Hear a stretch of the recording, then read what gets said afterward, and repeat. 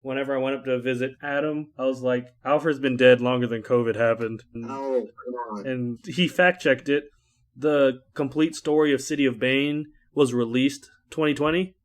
So it had to have happened before 2020 for it to all have been collected. So Alfred's been dead for quite some time. Wow, I hate that. I hate it too. I hate that that's the world I wake up and live in. Yeah. Kevin, what have you been up to? It's been a little while. Working, studying. What you studying vibing, for? Exams. Gross. Are you gonna pass? Well, I passed last semester. That's good. How well are you gonna pass? I got an A and a B in my 2 classes. Oh, that's really good. I'm proud of you. Someone else is proud of you too. I hope so. I hope it's Batman. Batman is proud of you. That's why we're talking about him, because we knew him personally. I'm ready. You're ready. Do you know what today's episode of Batman is? The Underdwellers. This is the first episode that we got to that I had no real memory of, so this was all new to me. I enjoyed this episode.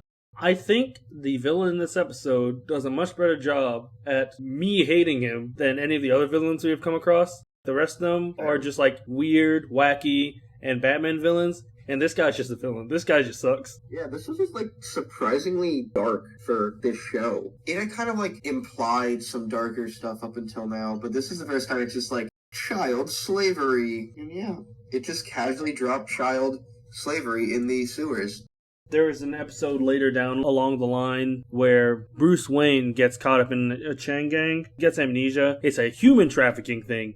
I was like, oh, those are adults. It is a darker subject, but I didn't even think that earlier than that episode we would encounter child slavery. It just kind of happens. He's just I want shiny things. Go do it, children. Strap in. This is a fairly dark episode of Batman the Animated Series. Children's cartoon standards. It's pretty dark. The episode opens, and there are 2 boys on top of a train, and one of them says whoever jumps first is chicken, and I was like, oh no. There was an upcoming tunnel, and they're waiting until the last moment, and then one of the boys jumps off, and the kid that stayed was like, ha ha ha, and then he realized that his leg was trapped within some wires, and as the tunnel approaches, the kid freaks out, and then Batman hops in to save the kid. And once they make it to safety, Batman warns the kids. I was thinking of what kind of one-liner it was going to be, because I was like, oh, is he going to say something like a chicken with their head cut off running around, something like that? But Batman says, you play chicken long enough, you fry. And I was like, that's snappier and wittier. But we follow that same train throughout the city, and we're given an ongoing shot of traffic and the bustling nightlife. And the camera focuses on some kid hiding in an alleyway, waiting for the right moment to snatch some old lady's purse. As she shouts out for help, the kid makes a break for it towards another alley. We see Batman arriving on the scene, landing on a fire escape ladder as it drops to the ground. I've never seen how he did it done before. He lands on it and he just rides it down to the ground. And I was like, I've never seen anybody use a fire escape ladder like that. Well, he's Batman, so he can do that. Yeah, and it was pretty cool. The old lady that had her purse snatched is giving her statement to a police officer, and she's convinced that it was a leprechaun, which the cop finds hard to believe, only for Batman to dart right past the 2 of them, causing the old lady to pass out in the cop's arms. And I was like, that's funny.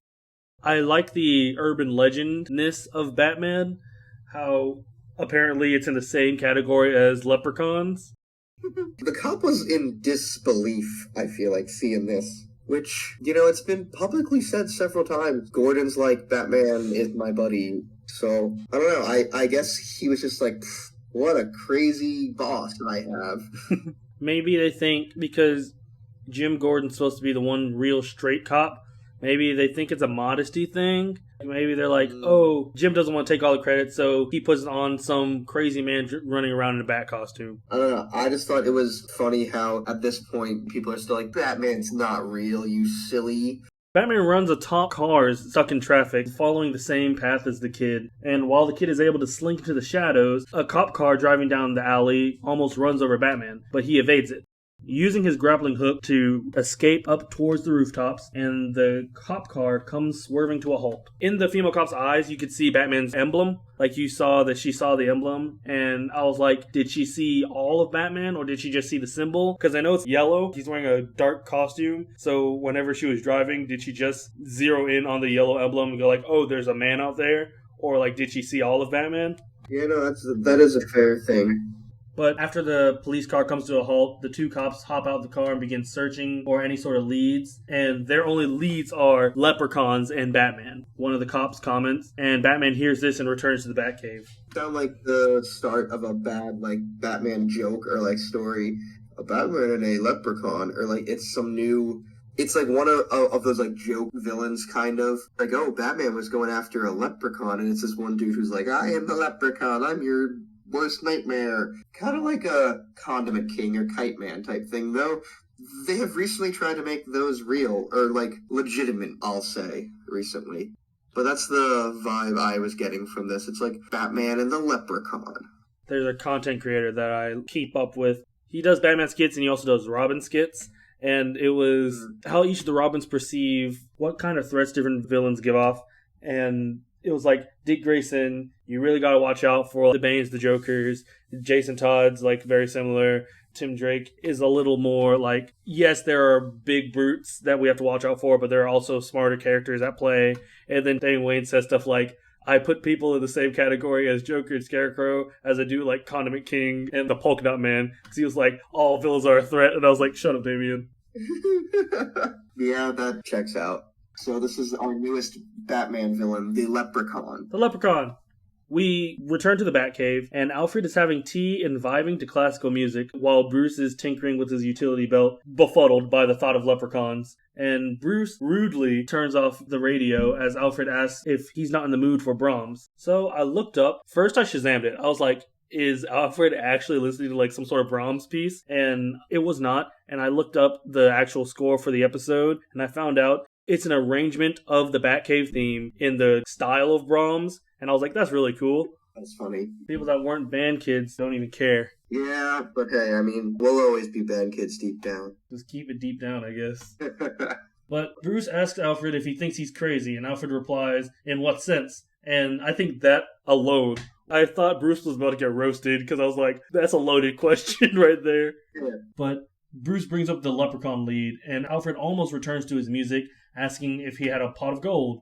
But seeing that Bruce is genuinely bothered by this, he affirms that Bruce must have seen something. Thank you, Alfred, even though Bruce is being not a jerk, but he did turn off his music. I was like, leave Alfred alone. Yeah. But as I said, Alfred affirms that Bruce saw something. And Bruce thinks that he needs a rest, as Alfred reminds the audience that Bruce is also running Wayne Enterprises by day and crime fighting by night. And I like the interaction of Alfred, perhaps a vacation, a bit of golf. Bruce, sounds boring. Alfred, in the Bahamas. Bruce, sounds hot and boring. Yeah, I also like that. I was like, okay, you know you could have fun, Bruce, but then he's going to be like, Batman can't have fun. Batman must be depressed. Yeah, that has been a pretty big plot point recently in Batman comics. I hate it. I don't think he has to be depressed. Yeah, well. Apparently I'm the minority. But Bruce buckles down and announces that this is a job for Batman as he heads to his computer, pulling up a map and heading for the theater district.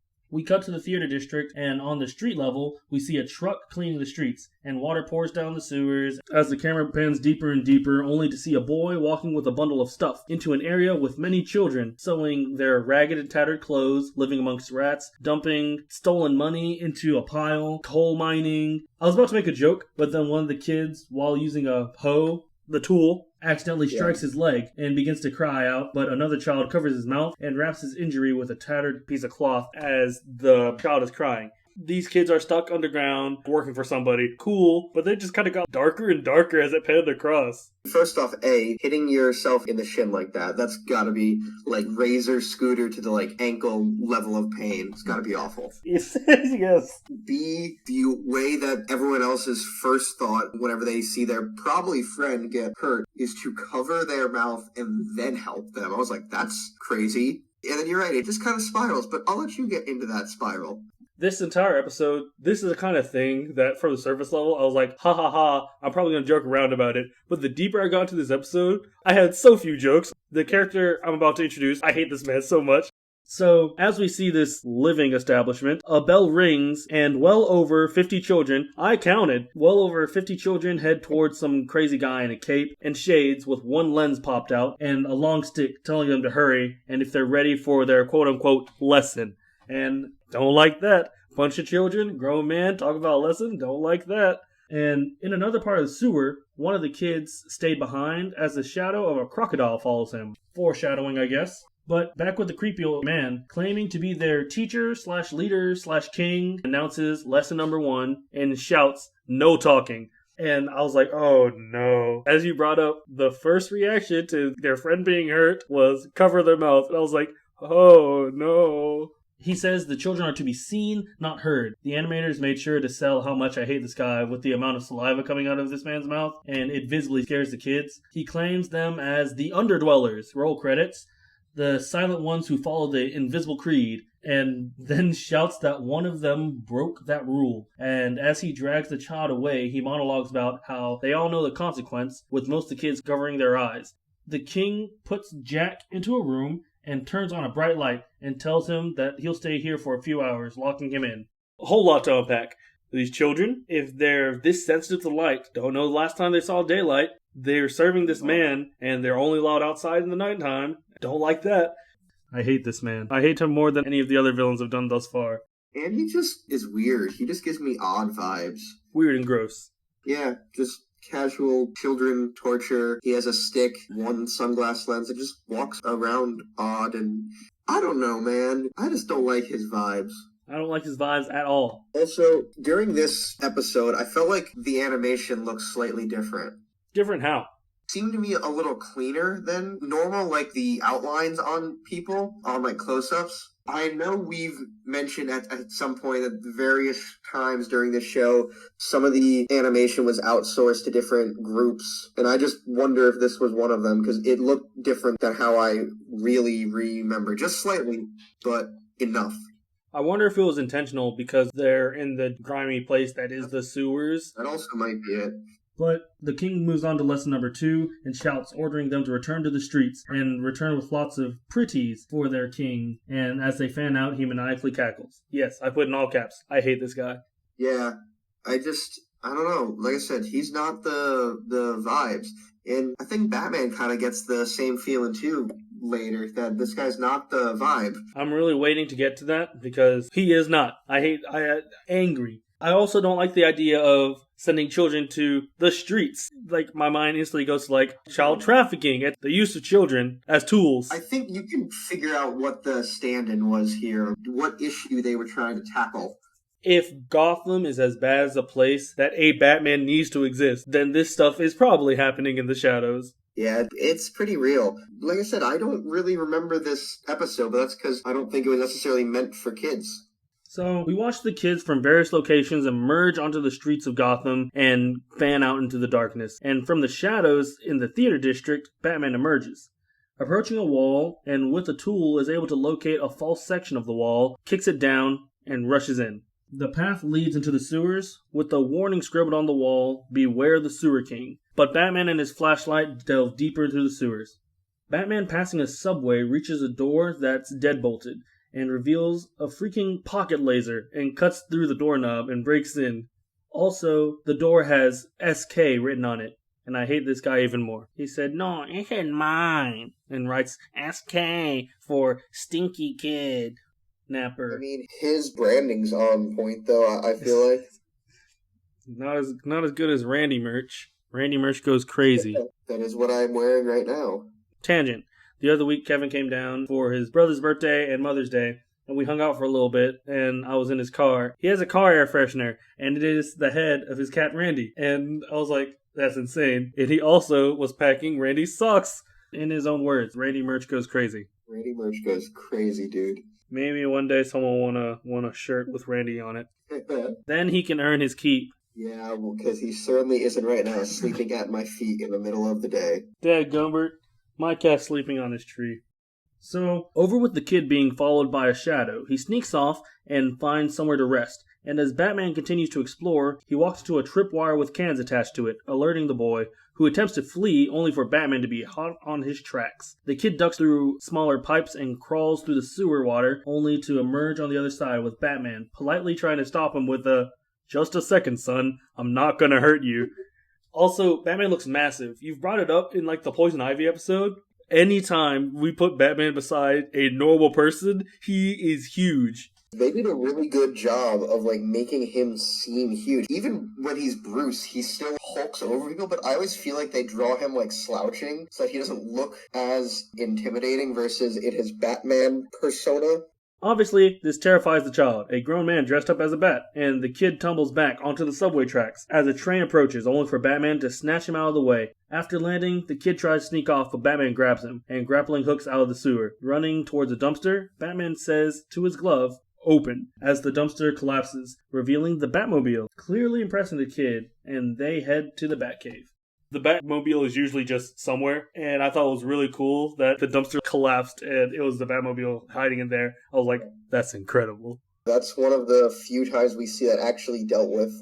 I feel like in most other Batman media, that he genuinely just leaves it out there and causes people to get hurt when they try to touch it and take pictures with it because he has all these defenses on it. It's for a baby Jason Todd to come and get hate crimed. Still kind of irresponsible.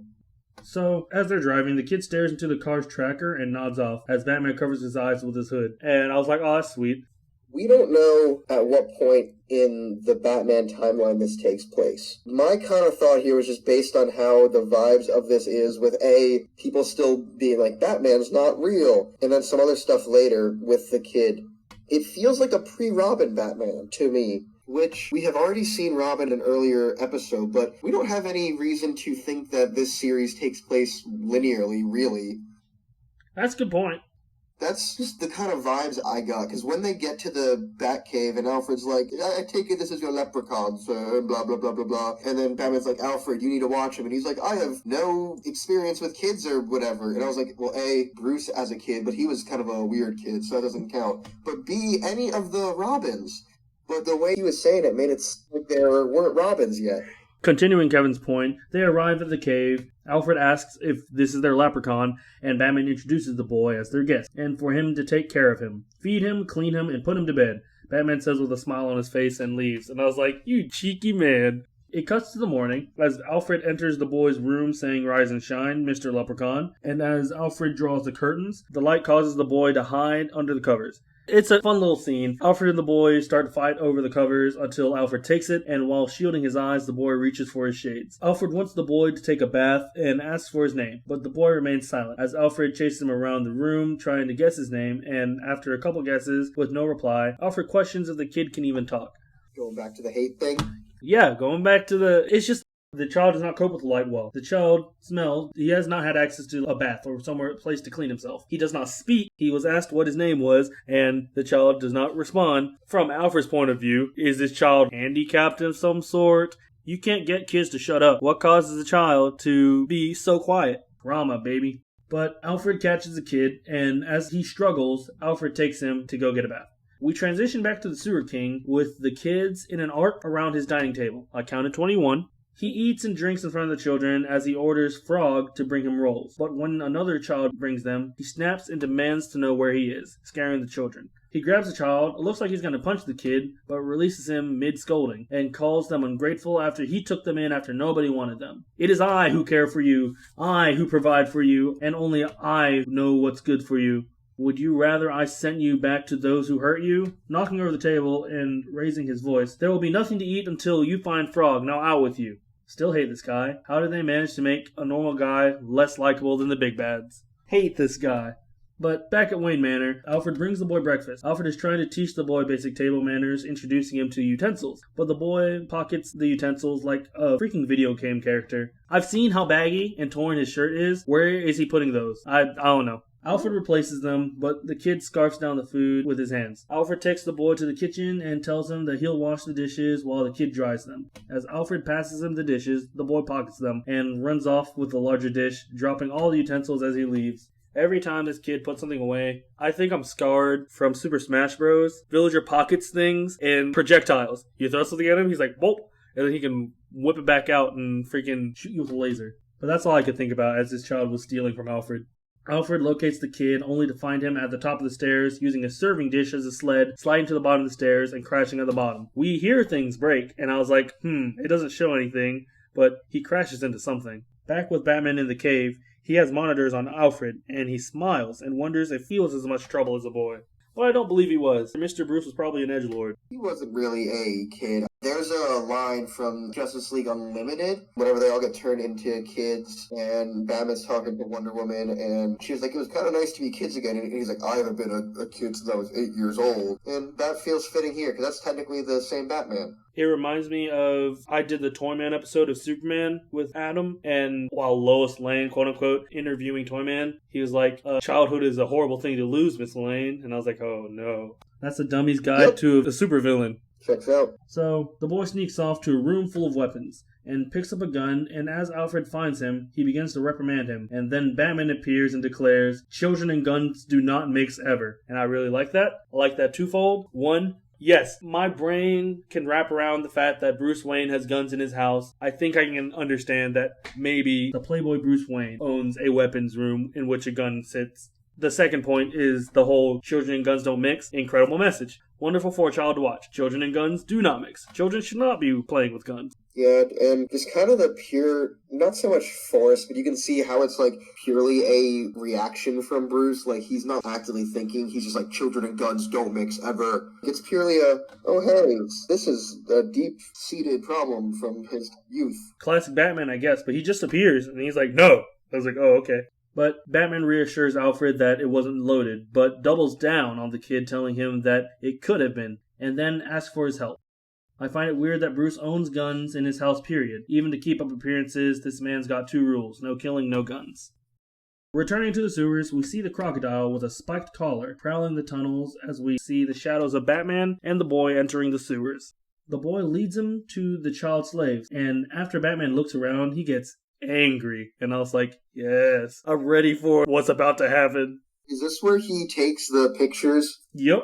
Yeah, because it did them in like black and white, and those are some pretty harrowing shots for an animated kid show to see what looks like basically starving kids living in the sewer in black and white.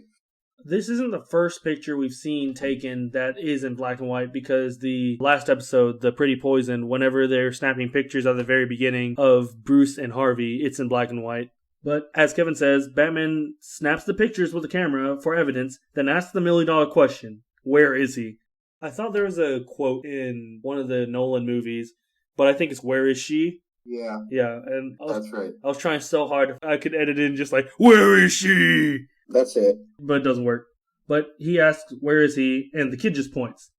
We see a kid sweeping as Batman and the boy enter the main room, and the boy points to the bell. And as Batman begins to ring it, all the kids enter the room, only to see Batman tear it down. Also, another incredible scene. I was already like, oh, Batman's angry. Child slaves. Oh, next room, child slaves, and bell attached to rope.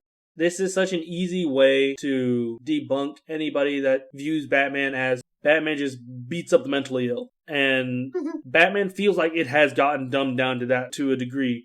But I've always explained it to people like Batman is a crime fighter, but Batman is first and foremost a detective who has skills to back himself up when he gets himself into a situation where he's got to throw hands to get out. Yeah, that's pretty fair. And like you're saying, this is pretty crazy that I guess an animated show can be like, look how quietly angry he is right now. Because it's not like a loud anger. It is a very quiet building anger, and that's scary. And I think another reason it is the quiet building anger is that he doesn't want to scare the children any more than they currently are. Correct. Imagine being in a situation where the better alternative to whatever you're living in is some random stranger dressed up as a bat that you met 10 seconds ago. And at the same point, too, let's also keep in mind none of these kids have said a word to him. Yeah, and that's creepy. That's freaky. Especially, and I know, the quiet rage is crazy. Yep. So after Batman tears down the bell, Batman says, I don't know what kind of barbarian did this to you, but it's over. From now on, you'll be treated like human beings. Only for the Sewer King to return with 2 crocodiles on leashes, releasing them for Batman to deal with. As the kids fan out in pursuit of higher ground, Batman grabs the rope with the bell and swings at one of the crocs, and wrestles and flips it over and slams it onto its back, wrapping the other end of the rope to its mouth and limbs, horrifying the Sewer King. Then Batman begins to walk him down. So, time out. This is the really fun learning moment of this episode. I actually had fun looking this up. The average male crocodile can weigh from 440 pounds to about 2,400 pounds, and Batman flipped it over and pinned it like he was in a WWE match. We hear him as mythic figure. We see him as really big man, but then to see him pin down a crocodile, I was like, wait, those things are intense. That's intense. Yeah. I have more facts, but we need more context for the facts. So, Sewer King releases 2 more crocs to deal with Batman, and Batman gets tripped by the tail of the croc, and as it goes to bite him, Batman pins its jaws open with his bare hands and pushes the crocodile's jaw open so hard that it passes out. Or dies, I don't know. It's very unclear. So, time out. Time out the sequel. Would you like to know what the internet has to say about the bite force of a crocodile? I'm curious. Only that it's one of the strongest bites on Earth. Explicitly, the saltwater crocodile. But still, Batman is that guy. I think I may have it pulled up on my phone, but crocodiles have some of the strongest bites on the Earth. It surprised me. I thought it was a hippo. Hippos are probably up there, I feel like. I think they're top 5. Okay. Saltwater crocodiles have the strongest bite force of any animal, measuring 3,700 pounds per square inch. Oh, wow. 16,460 newtons. This is equivalent to the weight of a small car. I was going to say, that's getting to be about 1,500 pounds of force, give or take. I watched the scene, and Batman's wrestling these crocodiles, and he is able to subdue not just like 1 or 2 of them, but back to back he is subduing these crocodiles, and it tried to munch down on him, and he said, "No, I raise you a broken jaw." I don't know. Yeah. Sewer King cries out, like the slimy garbage he is, and he picks up a child and offers him to the crocodiles. And as Batman orders him, in explicitly a gruffer voice than usual, he orders him to put down the kid, but Frog swings down from a rope to rescue the kid, giving Batman a thumbs up and getting a thumbs up back. Eat your heart out, Jason Todd. He wishes he got a thumbs up from Batman. I mean, that is one of his character traits, fighting for Daddy's approval. Batman focuses on the Sewer King as the coward flees, and Batman pursues him, only to fall down a hole. He tumbles down a pipe, falling out and grabbing onto another pipe, dangling above more crocodiles in the water below him. As Batman snarkily comments that he thought they were endangered, another Googling, the American crocodile has a lower bite force than the saltwater croc, but it still shares the same bite force as a polar bear. So that's crazy, and it is indeed endangered. So even if it's not explicitly a saltwater crocodile, Batman's still punching above his weight. Either way, it's impressive. So the Sewer King monologues from above. I don't care to repeat it. I didn't even write it down, because I hate this guy. But towards the end of the monologue, Sewer King claims that Batman frightened his pets and his beloved children, which gets a rise out of Batman. Blah, blah, blah, blah. The Sewer King steps on Batman's hand, but Batman swings himself to kick Sewer King in the back, and as he falls, Batman calls out for him to grab his hand, only for the Sewer King to scream, "Never," as he falls into the waters below, and the crocs dive in after him. I was a little happy when I saw it. I was like, man, that's a brutal way to go, and I was like, good. Yes, and then that's what upsets me, because as soon as he fell in, I was like, yeah, that serves you right. And Batman hoists himself up, tells himself, a gruesome fate for a gruesome man. Yeah, you're right. Screw that guy. But the Sewer King lived. The crocs saved him, and he flees, and Batman grapples towards him, avoiding the chomps from the crocodiles, and pursues the Sewer King. The Sewer King gets out of the sewer and into the subway, smugly deadbolting the door behind him, only for the door to explode, and Batman to exit the smoke. Batman tackled him onto the tracks and drags him off as another train passes. And as Sewer King shouts out repeatedly, "Why?" Batman says, "I don't pass sentence. That's for the courts. But this time, I am sorely tempted to do the job myself." Yeah, that was the point where I was like, ooh, this is Batman, like, peaking in anger. Kevin, I'll send you the line. Uh-oh. Don't uh-oh me. You have a better Batman voice than I do. I am feeling rather gruff today. My throat I feel a little raspier than normal, so we will see if that helps or hurts. It hurts.